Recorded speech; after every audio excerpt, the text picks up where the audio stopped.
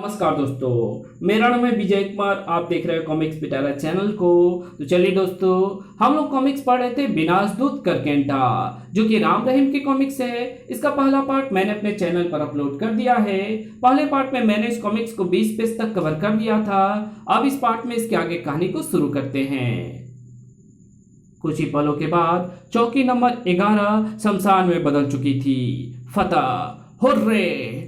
आओ विकास, हम प्रोफेसर विनय सक्सेना को देखते हैं। धड़ तड़ तड़ तड़ राह में आई हर मुश्किल को हटाते आगे बढ़े राम और विकास। रेट रेट रेट तड़ तड़ तड़। विकास, तलाश करो, प्रोफेसर सक्सेना यहीं कहीं किसी कमरे में बंद होंगे। शीघ्र ही। कौन हो तुम? हम भारतीय मिलिट्री के सदस्य हैं। हम आपको लेने आए हैं प्रोफेसर सक्सेना। प्रोफेसर को लेकर वे दोनों बाहर आ गए। चलो दोस्तों, जल्दी। वे चौकी से दूर घने जंगलों में थे। तौफीक, तुम हेलीकॉप्टर के लिए हेडक्वार्टर मैसेज भेज दो। ओके।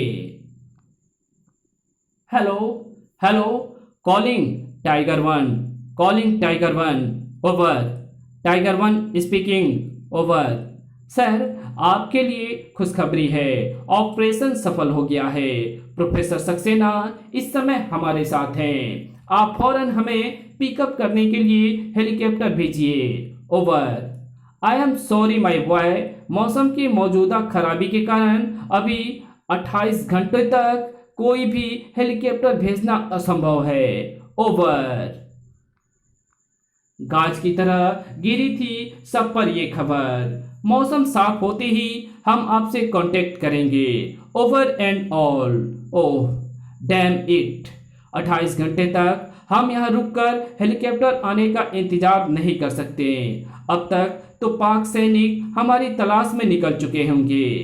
राम भाई का कहना ठीक है, क्यों ना पैदल सीमा पार कर ली जाए। पागल हुए हो? सीमा पर मौजूद पाक सैनिक हमारे इंतजार में घात लगाए बैठे होंगे। एक काम हो सकता है क्या? यहाँ पास ही पाकिस्तानी सेना का एयरफोर्स बेस है। अगर हम किसी तरह वहां से हेलीकॉप्टर प्राप्त कर लें तो यहाँ से निकल सकते हैं। तौफीक ठीक कह रहा है दोस्तों, अब तो हमें ऐसा ही करना होगा। ओह, इसका मतलब एक और जंग की तैयारी। फिर वे सब अपनी नई मंजिल की ओर रवाना हो गए। कुछ ही देर बाद, आप यहीं रहेंगे प्रोफेसर। मैं और तौफीक हेलीकॉप्टर को लेकर उड़ेंगे। तुम लोगों को उनका ध्यान बटाना है।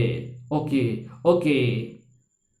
और सभी अपने अपने मोर्चे की ओर चल दिए। जल्दी। तड़ तड़ तड़, आ आ। होशियार, दुश्मन आ गए हैं। तुरंत ही मच गई भगदड़ और चीख पुकार। बड़ाम, वो उधर है, उनमें से एक भी नहीं बचना चाहिए। और भागो, हमें जगह तुरंत ही छोड़ देनी होगी। जब पाकिस्तानी सैनिक वहां पहुंचे, अरे यहां तो कोई नहीं है। तभी तुम्हारी मौत वहां नहीं, यहां है कुत्तों। तड़ तड़ तड़, आ आई। बेचारे संभल भी ना पाए थे कि जहन्नुम पहुंच गए। इधर जल्दी तौफीक, दुश्मन का ध्यान दूसरी तरफ है। बिजली की सी तेजी से दोनों भागकर सवार हुए हेलीकॉप्टर में। और अगले ही पल घर्र, ये देख, ओह, दुश्मन हमारा हेलीकॉप्टर लेकर भाग रहा है, उसे रोको। तुरंत ही उड़े दुश्मन के 4 हेलीकॉप्टर। राम, दुश्मन हमला कर रहा है, चिंता मत करो। और नीचे मौजूद पाकिस्तानी सैनिकों को अपना निशाना बनाए जाओ। राम और तौफीक को मुसीबत में देखकर शेर जंग ने संभाला अपना रॉकेट लॉन्चर। हमारे साथियों तक पहुंच पाना इतना आसान नहीं है कमीनों। और रॉकेट छूटते ही पूरी रफ्तार से बढ़ा हेलीकॉप्टर की तरफ। अगले ही पल बड़ाम, परखच्चे उड़ गए हेलीकॉप्टर के। इधर राम ने अपने हेलीकॉप्टर को यू टर्न दिया और गूंज उठा एक और धमाका। बूम! राम, दुश्मन नीचे से भी वार कर रहा है। हेलीकॉप्टर ऊपर उठाओ। ओके। तौफीक, तुम अपना ध्यान नीचे रखो। ओके। अपना ध्यान तो पूरी तरह नीचे है भाईजान, तभी तो दुश्मन बिना टिकट के ऊपर पहुंच रहे हैं। आ आ शीघ्र ही एक अन्य हेलीकॉप्टर राम के निशाने पर आ गया साला निशाने पर। अगले पल ये भी गया काम से। बुम! एक हेलीकॉप्टर अभी भी राम के पीछे था। उस हेलीकॉप्टर का पायलट बेहद चालाक लगता है। कमबख्त अपने हेलीकॉप्टर को निशाने पर ही नहीं आने दे रहा। मैं देखता हूँ उस साले को। साला बहुत समझदार बन रहा है, अभी मजा चखाता हूँ। पहाड़ी के मुहाने की ओर दौड़ा शेर जंग और वहां पड़ी एक भारी चट्टान उठा ली। आने दो साले को, छोड़ूंगा नहीं। तौफीक, ये शेर जंग क्या कर रहा है? क्या कहा जा सकता है, देखते जाओ। जैसे ही दुश्मनों का हेलीकॉप्टर वहां पहुंचा, उफ, वो क्या है? उसके इरादे अच्छे नहीं लगते। हेलीकॉप्टर को ऊपर लो जल्दी। लेकिन इससे पहले कि पायलट हेलीकॉप्टर को ऊपर ले जा पाता, मर साले! धड़ाम! तोप के गोले की भांति टकराया पत्थर हेलीकॉप्टर से और उसे अपने साथ लेकर गहरी खाई में गिरता चला गया। आई! वाह, सचमुच कमाल कर दिया शेर जंग ने। नीचे भी दुश्मन खत्म हो चुके हैं। अब हमें अपने साथियों को लेने नीचे उतरना होगा। कुछ ही क्षण बाद जल्दी आओ। सभी को लेकर उड़ चला हेलीकॉप्टर। तुम सबने सचमुच ही कमाल कर डाला। हम जब भी कुछ करते हैं कमाल ही करते हैं प्रोफेसर साहब।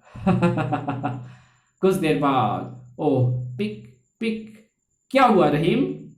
हेलीकॉप्टर को उतारना होगा, इसके इंजन में कोई खराबी आ गई लगती है। ओह, ये तो बहुत बुरा हुआ। अभी तो हम अपने देश की सीमा से 50 किलोमीटर पीछे हैं। तुरंत ही हेलीकॉप्टर को नीचे उतारा गया। मैं देखता हूँ इसमें क्या खराबी आई है। कुछ ही देर बाद, क्या क्या रहा शेर जंग? मैं इसे ठीक कर सकता हूँ, लेकिन कुछ समय लगेगा। कितना? सुबह तक मैं इसे हर हाल में ठीक कर दूंगा। ओह, यानी सुबह तक हम फिर यहाँ फंस गए हैं। हाँ, रहीम, संजय, तुम सब लोग इधर उधर फैल जाओ और चारों तरफ निगरानी रखो।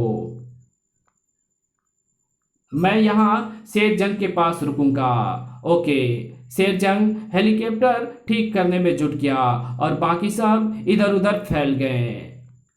शेर जंग सफल होगा या नहीं? दूसरे दिन जैसे सूर्य उदय हुआ, उफ, क्या हुआ शेर जंग? कामयाबी। गुड। मैं सबको वापस आने का सिग्नल देता हूँ। लेकिन इससे पहले कि वो सिग्नल दे पाता, आई! अरे, ये तो संजय की चीख है। आओ देखते हैं। उफ, कहीं संजय को कुछ हो ना गया हो। जैसे ही वे वहां पहुंचे, प्रोफेसर सक्सेना उन्हें दिखे भय से कांपते हुए। हे भगवान, ये प्रोफेसर को क्या हुआ? संजय कहाँ गया? तभी बाकी लोग भी वहां आ पहुंचे। राम, ये प्रोफेसर साहब को क्या हुआ और संजय कहाँ है? रहीम के सवाल का जवाब नहीं दिया राम ने, क्योंकि राम का ध्यान कहीं और था। शेर जंग, उधर देखो, ये खून के धब्बे कैसे हैं? आओ देखते हैं। रहीम, तुम और विकास प्रोफेसर साहब को संभालो। राम, शेर जंग और तौफीक बढ़े पेड़ों के झुरमुट की तरफ। पेड़ों के झुरमुट में घुसते ही आंखें वैसे फटती चली गई तीनों की। ओह नो, या अल्लाह! उफ, संजय का ये हाल किसने किया? ऐसा लगता है जैसे बहुत सारे जंगली जानवर ने इसे नोचा हो। प्रोफेसर से पूछते हैं, उन्होंने सब कुछ देखा होगा। तब तक प्रोफेसर की हालत काफी सुधर चुकी थी। प्रोफेसर, खुदा के वास्ते बोलो, संजय का ये हाल किसने किया? वो एक अजीब सा प्राणी था। अचानक वो झाड़ियों के पीछे से निकला और संजय को उठाकर ले गया। मैं और संजय यहाँ बैठे हुए बातें कर रहे थे। प्रोफेसर, उन लोगों ने आपको टॉर्चर तो नहीं किया? नहीं बेटे, उन्होंने तो मुझसे कुछ पूछा तक नहीं। हाँ, लेकिन उनकी बातों से लगता था कि वो मुझे लाहौर भेजना चाहते थे। अचानक बिजली की तेजी को भी मात करते हुए झाड़ियों से निकलकर वो हमारे सामने आ प्रकट हुआ वो प्राणी, जिसने झपट कर थाम लिया संजय को। आई और उसे लेकर उसी तेजी से गायब होता चला गया। ओह रहीम, तुम प्रोफेसर साहब के पास रुको, हम लोग उस प्राणी को देखते हैं। ओके। आओ शेरजंग। राम और शेरजंग एक दिशा में रवाना हो गए। तौफीक भाई, कौन होगा वो प्राणी जिसने इतने विवश तरीके से संजय की हत्या की है?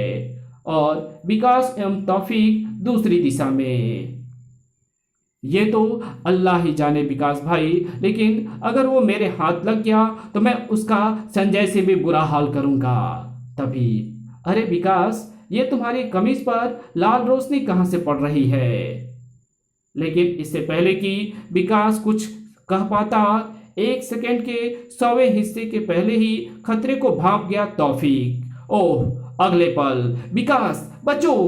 विकास को तो तौफीक ने बचा लिया, लेकिन वार खाली नहीं गया था। बुम! विकास, किरण उधर से आई थी, फायर! लेकिन इससे पहले कि वो गोलियां चला पाते, ऊपर से आकर 2 किरणें अंदर जा समाई उन दोनों की गनों की बैरलों में। फिर तो जैसे ही किरणों की बारिश सी होने लगी वहां। उफ! आखिर उन किरणों ने विकास को अपना निशाना बना ही लिया। आई! विकास! क्रोध से लाल हो गया तौफीक का चेहरा। हरामजादे, मैं तुझे जिंदा नहीं छोड़ूंगा। विकास की चीख दूर तक गूंजती चली गई थी। आई! विकास! या अल्लाह, ये तो विकास की चीखने की आवाज है। कोई गड़बड़ लगती है, आओ देखते हैं। खबीस की औलाद, रेट रेट रेट! विकास की लाश देखकर और तौफीक को पागलों की तरह गोलियां चलाते देखकर राम चीख उठा। फायर! तर तर तर! Rate rate rate! तर तर तर तर! गने उगलने लगी आग और गूंजने लगे बमों के धमाके। धड़ाम बड़ाम! जैसे पागल हो गए थे सभी। Rate rate Bum बड़ाम! वो जो भी हो, हमारी गोलियों के बौछारों से नहीं बचेगा। जंगल को तहस नहस करने पर उतारू थे वे। बड़ाम! गोलियां खत्म होने के बाद उन्हें कुछ पूछने का होश आया था। शीघ्र ही ओह, गोलियां खत्म! Click click! गोलियां खत्म होने के बाद उन्हें कुछ पूछने का होश आया था। तौफीक, कौन था वहां जिस पर तुम गोलियां चला रहे थे? बताता हूं राम भाई, कहकर तौफीक उन्हें पूरी बात बताने लगा। पूरी बात सुनकर, अगर ऐसी बात है तो गोलियों की इस भयंकर बरसात से वो हरगिज नहीं बचा होगा। उसकी लाश यहीं कहीं पड़ी होनी चाहिए। ठीक कहते हो, आओ ढूंढे उसे। लेकिन बहुत तलाशने के बाद भी उन्हें कोई लाश नहीं मिली। यहां तो कोई भी नहीं है। कमाल है, इतनी भयानक गोलीबारी के बाद भी वो बच निकला। लेकिन वो कौन हो सकता है और उसके पास ऐसे हथियार कहां से आए? तुम्हारे इस सवाल का जवाब मेरे पास है। मैं बताता हूं वो कौन है। धमाका ही तो किया था प्रोफेसर ने ये कहकर। आप जानते हैं उसे? नहीं, पर मेरा अंदाजा है कि वो अजीब प्राणी अवश्य ही किसी दूसरे ग्रह से आया हुआ है। आप ऐसा कैसे कर सकते हैं? क्या? क्योंकि जिस तरह की किरणें उगलने वाले हथियार उसके पास हैं, वो अभी पृथ्वी पर नहीं बने हैं। ओह! प्रोफेसर की बात सुनकर सब सोच में डूब गए। प्रोफेसर का कहना ठीक है, हो ना हो ये किसी दूसरे ग्रह के आदमी का काम है। तभी अरे, ये देखो क्या है। ओह, ये क्या है? लगता है ये उसी प्राणी का खून है। वो शायद तुम्हारी गोलियों से जख्मी हो गया है। सब लोग खून के इस विचित्र धब्बे को देखने में व्यस्त थे, जबकि तौफीक किसी और ही सोच में डूबा हुआ था। ये खून के धब्बे मुझे उस तक पहुंचा सकते हैं। अब कोई शक नहीं रह गया है राम कि वो प्राणी अवश्य ही किसी दूसरे ग्रह से आया है। तभी अरे, तौफीक कहाँ गया? अभी तो मेरे साथ ही खड़ा था, कहाँ चला गया? वो जरूर इन खून के धब्बों के पीछे गया होगा। या अल्लाह, फिर तो उसकी जान खतरे में है। हमें उसे ढूंढना है। आओ। राम का अंदाजा ठीक था। तौफीक उन खून के धब्बों का पीछा करते हुए आगे बढ़ा चला जा रहा था। तभी चौकन्ना हो उठा। पीछे से आती आवाज को सुनकर तौफीक खड़क। ओह! बिजली की गति से पीछे पलटा तौफीक और तड़ तड़ तड़ तड़। ओह! बेचारा बेकार में मारा गया। तौफीक द्वारा चलाई गई गोलियों ने उस विचित्र प्राणी का ध्यान उसकी ओर आकर्षित कर दिया था। इस कहानी को यहीं खत्म करते हैं। इसके आगे कहानी पढ़ेंगे इसके पार्ट 3 में। तो मिलते हैं इसके तीसरे पार्ट में। तब तक के लिए बाय।